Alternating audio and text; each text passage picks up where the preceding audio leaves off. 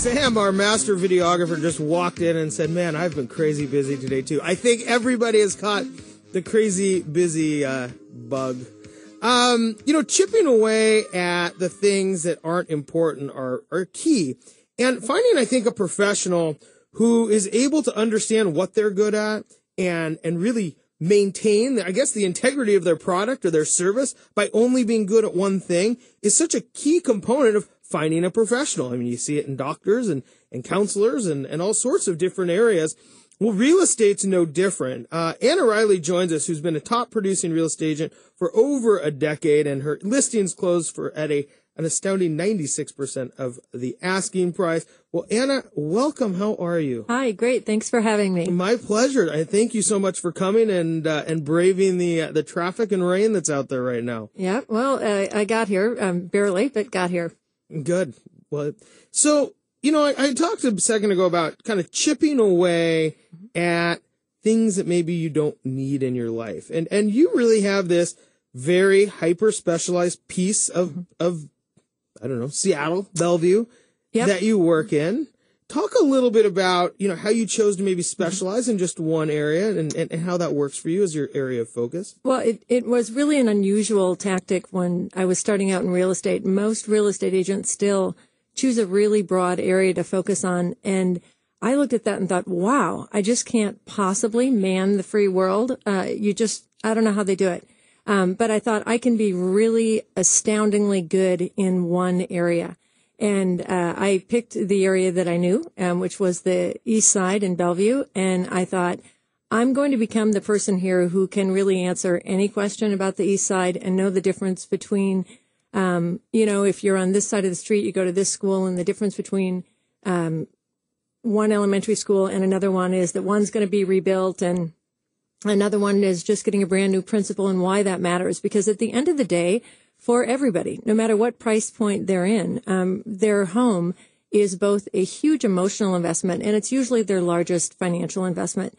And there are so many questions that come up to them. I really tried to be what I had wished somebody had done for me, which could answer all the things that usually take years of living in one community to figure out, like why you want to go to this dry cleaner and not that one.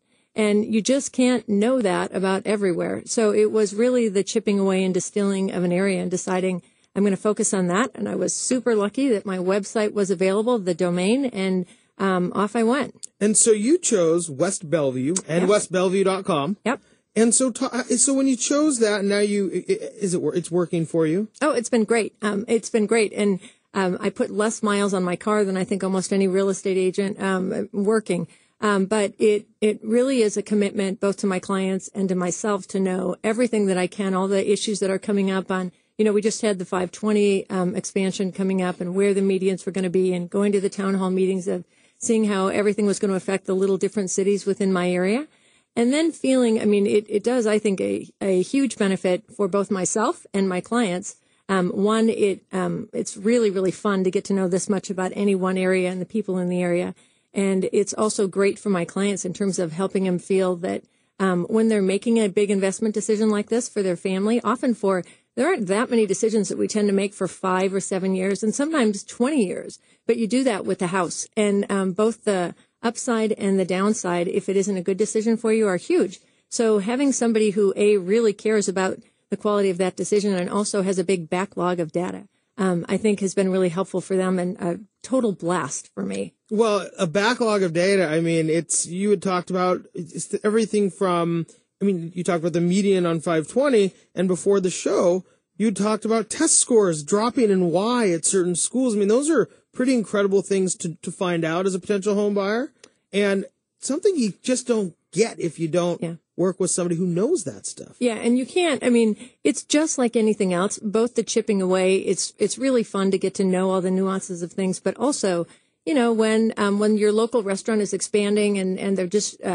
doing a new wine list there, it's actually really fun if somebody can say, hey, go there, but you need to call 20 minutes in advance and in order to get in on this day, and their happy hour is the best in town on the street. It makes it a nice experience, and you really feel like you're providing a great service to people because it is knowledge accumulated over a lifetime. I've lived over in West Bellevue for 25 years, and it makes it so for my clients, I really do feel like in both real estate environments like we just have gone through and are thankfully emerging from. But when values are dropping 10 and 15% a year, to be able to communicate to people why it's okay to buy in a certain area and why it's different than buying in area B and C. And, what about the 4th of July parade on Yarrow Point, and, that the strawberry shortcake is awesome, but don't use the whipped cream. Those things actually are I grew fun. up on Yarrow Point. Yeah, I know. I used to go to the parade. And there's nothing like it's my once a year hot dog. It's an awesome place, but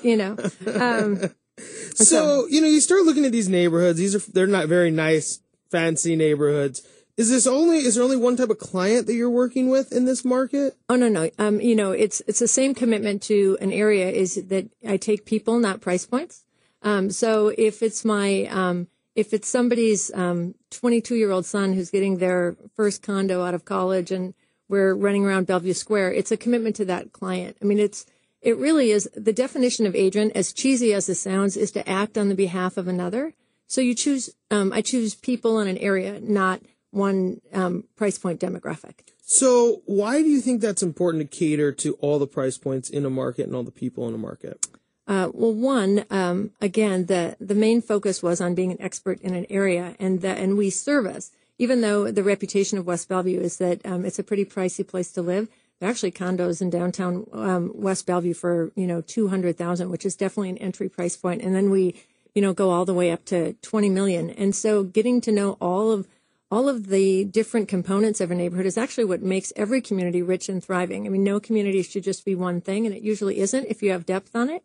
So it helps me be a much better agent and have much better understanding to service the whole area. I don't, because what you're saying is what you learn from selling a small condo can actually benefit the everybody. Waterfront home. Totally. It benefits everybody the whole way up. I mean, it's why a lot of agents, as they become more prolific and successful, they don't sell homes anymore. They just list them. And then they have other people who actually, they refer out their buyers. I don't do that either. I mean, I've kept myself a certain size and a certain, narrowed my scope, chipping away at the stones so that I really get to be one of those people who I forget that I work 12 hours a day because it feels like play most of the time. Because and you're only it's so driving across the street. And I'm only driving across the street. Yeah, no, it was a very, I mean, I wish I could say I understood the genius of it when I went this direction. Part of it was I didn't have a good sense of direction, so it seemed right to keep my scope small. But the truth of it is, it just winds up being a really good fit for everybody and just a lot of fun. So what is going on in the West Bellevue market? As you are, we will call you the princess of the West Bellevue market. Yeah, it's really the market has definitely turned. Everybody knows what we lived through in 2008, 9, 10, and part of 2011, it wasn't quite so pretty. We're back to really robust market conditions. We're up quite a bit in terms of our sales volume. We're down to what we in the business call months of inventory, the amount of months it takes to absorb our product. And a balanced market for between buyers and sellers is usually between 3 and 5 months of inventory. We're down below 2 right now. So it's actually a seller's market again.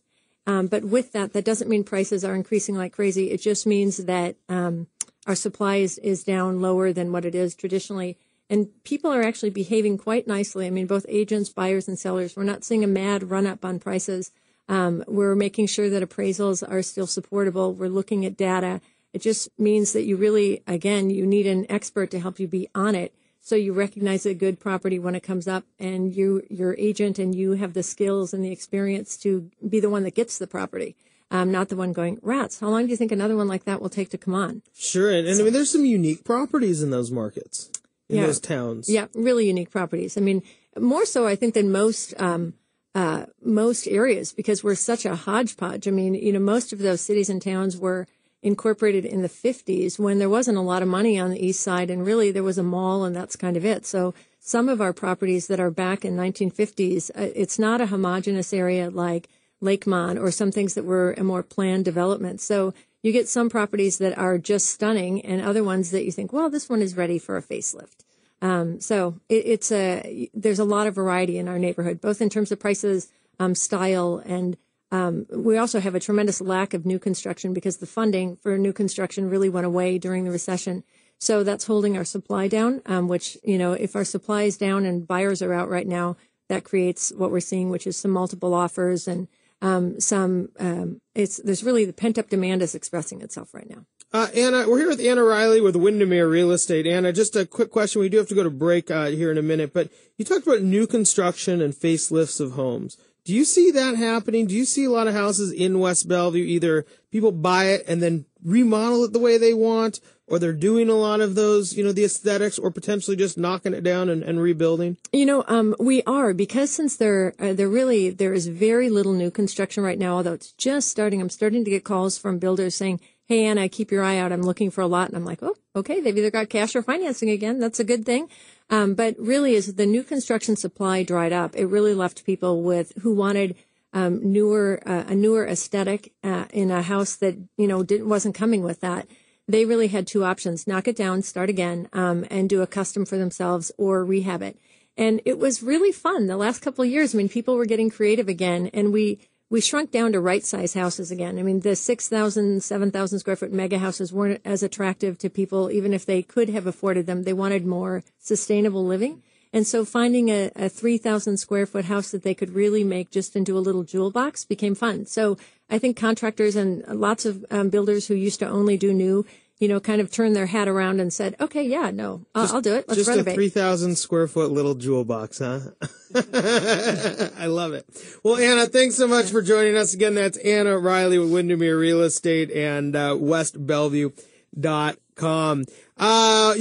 If you're out and you're looking at houses and you think about your 3,000 square foot jewel box, or you want to buy one of these big homes or a small home, understanding what financing options are very, very important. And sometimes it's harder to know the difference because there are so many options out there. Which financing options should you chip away? When we come back, we'll let you know.